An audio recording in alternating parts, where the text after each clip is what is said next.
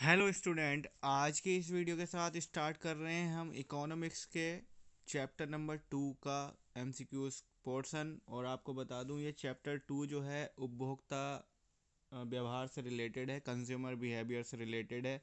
तो यहाँ पर हम मांग और पूर्ति से रिलेटेड जो है एमसीक्यूज देखेंगे। एमसीक्यूज ये इतने इम्पोर्टेंट हैं कि आपके क्वेश्चन पेपर में देखने के लिए मिल सकते हैं। तो पहले नंबर पर ये आपको एक स्लोप दिखाया गया है, कर्व दिखाया गया है। ये कर्व देख करके हमें समझना है क्या कह रहा है क्वेश्चन।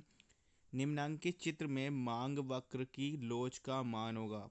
मांग वक्र यानी कि डिमांड कर्व। जो ये डिमांड कर्व है आप जो देख रहे हैं ये इस इसको क्या इलास्टिसिटी का क्या वैल्यू होगी, इसको देख करके हमें बताना है।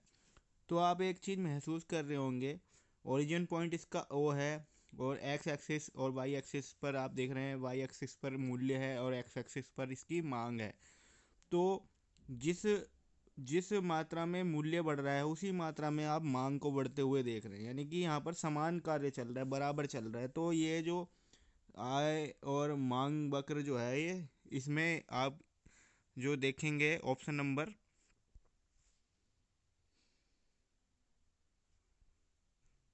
कि पहला ऑप्शन दिया गया है यहाँ पर एक के बराबर, एक से कम, एक से अधिक या शून्य। तो भाई जैसे जिस मात्रा में यहाँ पर मूल्य बढ़ा उसी मात्रा में इसकी मांग बढ़ी, तो मांग और मूल्य बराबर रहे हैं, यहाँ पर एक के बराबर रहेंगे।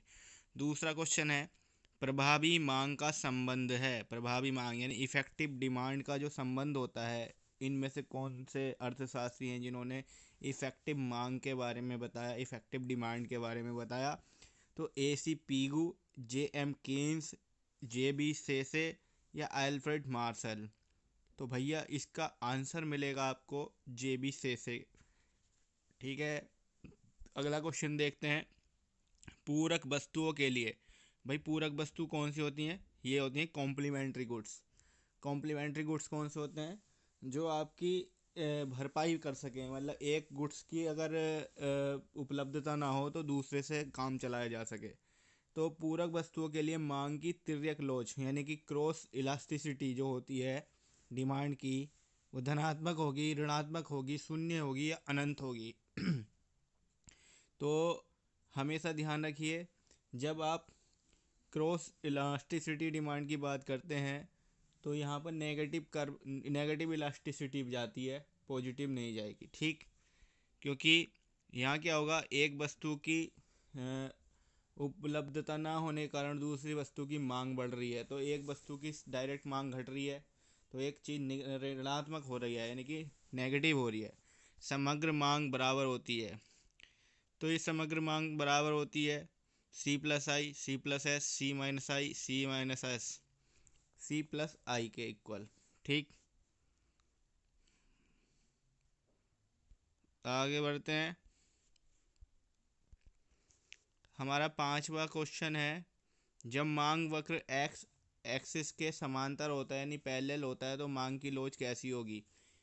भाई देखो, एक्स एक्सिस के पैरेलल बता रहे हैं ये मांग वक्र को, यानी कि जो हमारा डिमांड कर्व है वो एक्स एक्सिस के पैरेलल है, पैरेलल यानी समान है।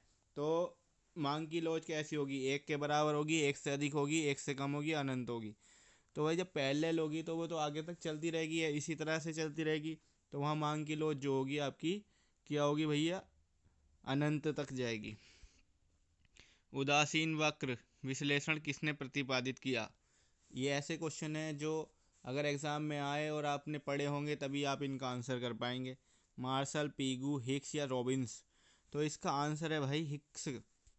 ठीक, यदि अन्य बातें समान रहें, सारी बातें समान रहें, सारे फैक्टर समान रहें, इक्वल रहें, तो कीमत घटने पर वस्तु की मांग, देखिए ये मांग का नियम है, वस्तु की मूल्य में वृद्धि होने पर उसकी मांग में कमी होती है और मूल्य में कमी होने पर मांग बढ़ जाती है। तो यहाँ पर कीमत घटने पर वस्तु की मांग बढ़ जाती है, बढ़ती है। सातवें का ए आंसर है। आठवां क्वेश्चन क्या है? सामान्य वस्तुओं की स्थिति में मांग वक्र प्रदर्शित करता है। जो मांग वक्र है यानी कि आपका जो डिमांड कर्व है वो क्या प्रदर्शित करेगा? पॉजिटिव कर्व, नेगेटिव या शून्य, या इनमें से कोई नहीं? तो भाई सामान्य वस्तुओं की स्थिति में ऋणात्मक ढाल आएगा, यानी कि नेगेटिव। आगे बात कर रहे हैं हम, अनिवार्य वस्तुओं की मांग की कीमत लोच होती है। अनिवार्य यानी कि जो इम्पोर्टेंट और ये जो असेंशियल हैं, ज़रूरी वस्तुएं हैं, उनकी मांग की कीमत लोच कैसी होगी? तो भाई एक से अधिक, एक से कम, एक के बराबर या शून्य। तो भाई जो बहुत ही ज़्यादा ज़रूरी वस्तुएं हैं, तो आप समझिए उनको तो आप कितनी भी कीमत बढ़ने पर खरीदेंगे। तो खरीदने का मतलब है यानी कि आप उनको तैयार हैं खरीदने के लिए, तो उनकी जो कीमत लोच है एक से कम रहेगी, यानी वो उसमें इलास्टिसिटी जो है एक से कम ही रहेगी, ज़्यादा नहीं रहेगी। निम्न स्तरीय वस्तुओं को कहते हैं, निम्न स्तरीय यानी कि जो गिफिन गुड्स, 10वां क्वेश्चन का आंसर गिफिन गुड्स है। मैं बता दूं आपको, सार्वजनिक वस्तुएं क्या होती हैं? Public goods. स्थानापन्न यानी कि जो आप वस्तुओं को रिप्लेसमेंट के तौर पर देख सकते हैं। पूरक यानी कॉम्प्लीमेंट्री गुड्स। अंधिमान वक्र होता है, अंधिमान इंग्लिश में बोलते हैं इंडिफरेंस कर्व। इंडिफरेंस कर्व क्या होता है? मूल बिंदु की ओर उन्नतोदर, मूल बिंदु की ओर अवनतोदर। उन्नतोदर मतलब ऊपर की ओर, अवनतोदर नीचे की ओर, या ए और बी दोनों। देखिए इंडिफरेंस कर्व जो होगा वो हमेशा मूल बिंदु यानी जो हमारे ओरिजिन पॉइंट्स हैं उनकी ओर बढ़ता हुआ दिखाई देगा आपको। ठीक, आगे बढ़ रहे हैं। 12th क्वेश्चन, यदि एक वस्तु की 10 इकाइयों से प्राप्त कुल उपयोगिता 240 तथा 11 इकाइयों से प्राप्त कुल उपयोगिता 320 हो, तो 11वीं इकाई की सीमांत उपयोगिता कितनी होगी? सीमांत उपयोगिता, मार्जिनल यूटिलिटी, मार्जिनल यूटिलिटी की बात हो रही है। 10 यूनिट हैं, उनकी जो टोटल यूटिलिटी है 240 है, और जो 11 इकाई हैं उनकी जो टोटल यूटिलिटी है वो 320 है। तो यहाँ पर अब आंसर करना है आपको कि भाई 11वीं जो इकाई है उसकी यूटिलिटी कितनी है। तो यहाँ आप डिफरेंस चेक कर लो, 10 इकाई 240 और यहाँ 11 इकाई 320। 320 में से आप 240 को माइनस करोगे, क्या आएगा? 80। 13वां क्वेश्चन, सम सीमांत उपयोगिता नियम को निम्न में से कहा जाता है? गोसेन का प्रथम नियम, गोसेन का द्वितीय नियम, गोसेन का तृतीय नियम, या गोसेन का चतुर्थ नियम। तो 13वें क्वेश्चन का आंसर है गोसेन का द्वितीय नियम। 14वां क्वेश्चन है, यदि मांग की कीमत लोच शून्य हो तो मांग रेखा होती है। यानी कीमत लोच शून्य, कीमत में कोई परिवर्तन नहीं। ठीक, तो वाई अक्ष के समांतर, एक्स अक्ष के समांतर, ऊपर से नीचे गिरती हुई, नीचे से ऊपर उठती हुई। 14वें क्वेश्चन का आंसर भाई एक समांतर तो होना ही होना है पक्का। क्यों? क्योंकि यहाँ कीमत लोच शून्य है, शून्य है तो समांतर। किस चीज़ के समांतर है अब ये देखना है, वाई अक्ष के या एक्स अक्ष के। तो आप देखिए कीमत और आप डिमांड को किस तरह से रिप्रेजेंट करते हैं। तो 14वें क्वेश्चन का आंसर होगा वाई अक्ष के समांतर। 15वां क्वेश्चन है, यदि किसी वस्तु की मांग पूर्णतया लोचदार हो, पूर्णतया लोचदार, तो मांग रेखा होगी। पूर्णतया लोचदार का मतलब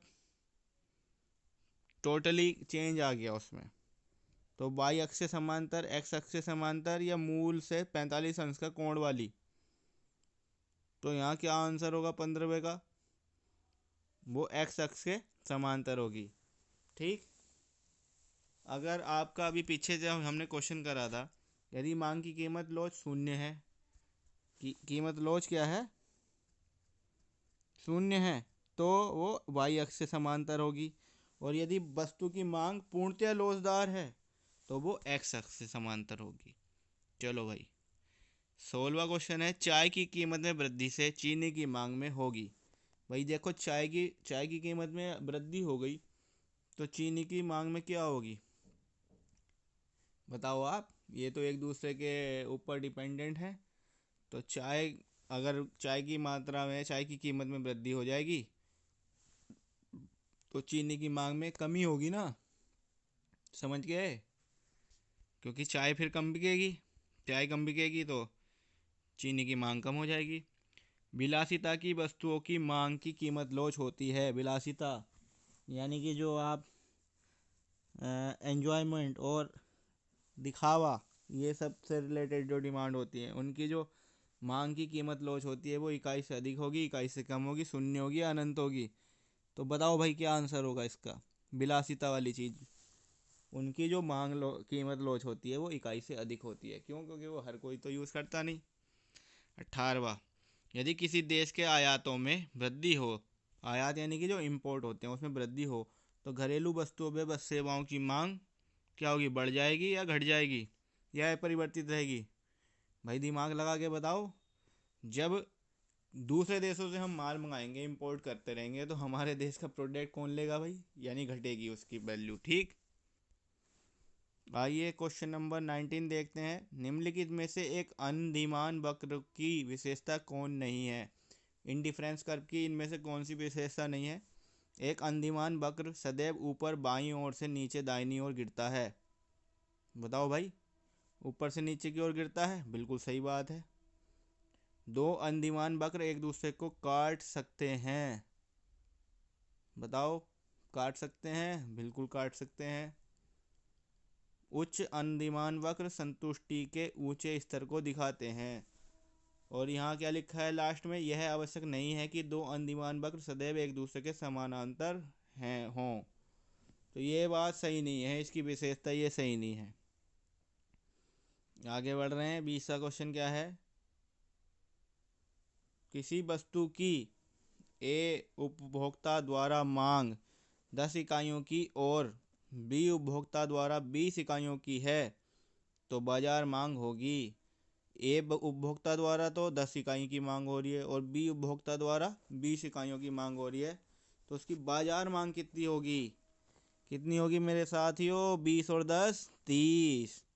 आगे बढ़ रहे हैं। क्वेश्चन नंबर 21, यदि किसी वस्तु की मांग की लोच इकाई से अधिक होगी, किसी वस्तु की मांग की लोच इकाई से अधिक होगी यदि वह एक अनिवार्य वस्तु है, उस वस्तु की स्थानापन्न वस्तु उपलब्ध है, वह एक दुर्लभ वस्तु है, वह एक उपयोगी वस्तु है। तो इसका आंसर है, यदि उस वस्तु की स्थानापन्न वस्तु उपलब्ध है तो उसकी जो मांग की लोच है वो इकाई से अधिक होगी। ठीक है भैया, ये 20 और 21 क्वेश्चन थे आपके लिए। अपनी तैयारी करते रहें और प्रिपरेशन को जारी रखें। Thank you so much.